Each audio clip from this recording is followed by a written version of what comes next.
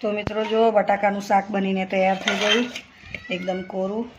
તો આજે ખાલી બટાકાનું શાક જ બનાવ્યું છે, ડુંગળી ટામેટા શેકીને અને મસાલો. જય શ્રી કૃષ્ણ, રાધે રાધે, જય દ્વારકાધીશ, હર હર મહાદેવ. મિત્રો સ્વાગત છે તમારું મારા નવા બ્લોગમાં. મિત્રો સવારના 9:21 થઈ છે. તમે બધાને ગુડ મોર્નિંગ ને કેમ છો? તમે બધા મજામાં? બધા મજામાં રહ્યો. દ્વારકાધીશ બધાને સજા સારા રાખે ને મસ્ત રાખે. તો મિત્રો જો બધું ઘરનું કામ પતી ગયું, નાહી ધોઈને એકદમ ફ્રેશ, પૂજા બી થઈ ગઈ. અને આજે વાતાવરણ થોડું ચેન્જ થયું છે. ભગવાન કરીને વરસાદ પડે તો સારું છે. ગરમી અમારે રહેતું નથી ને આ બધી હરોયો થઈ છે તો લાલ લાલ થઈ ગયું છે. તો ચાલો મિત્રો વિડીયોમાં બન્યા રહેજો. વિડીયો સારા લાગે તો લાઇક શેર કોમેન્ટ કરજો અને ચેનલ પર હોય તો સબસ્ક્રાઈબ કરવાનું ભૂલતા નહીં. તો હવે જમવા બનાવવાની શરૂઆત કરું છું, તો બન્યા રહેજો વિડીયોમાં. મિત્રો જમવા બનાવવાની શરૂઆત કરી દીધી છે. આ 3 બટાકા કાપ્યા છે મેં, 1 ટમાટર ને 2 ડુંગળી. અહીંયા તેલ મૂકી દીધું છે ગરમ કરવા અને ગરમ થઈ ગયું. રહીને જીરું નાખી દઈએ, ડુંગળી નાખી દઈએ અંદર. મિત્રો આજે ખાલી બટાકાનું શાક જ બનાવું છું, બીજું કશું નાખવાનું નથી.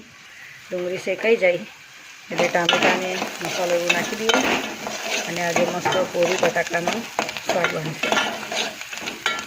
શેકાઈ ગઈ, હવે ટમાટર નાખી દઈએ. આજે ફક્ત બટાકાનું શાક પણ આવી રીતે ડુંગળી ટામેટાં શેકીને બનાવું છું. હવે મસાલો નાખી દઈએ,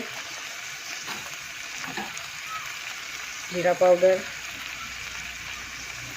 હળદર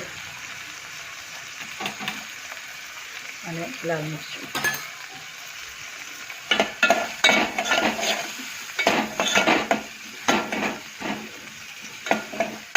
થોડો મસાલો શેકા દઈએ. હવે બટાકા નાખી દઈએ અંદર.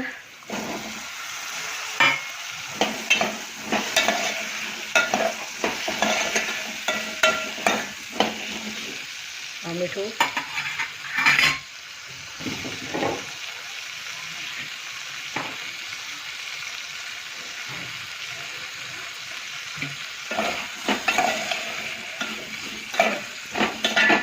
ચાલો હવે થોડું પાણી નાખી દઈએ અંદર.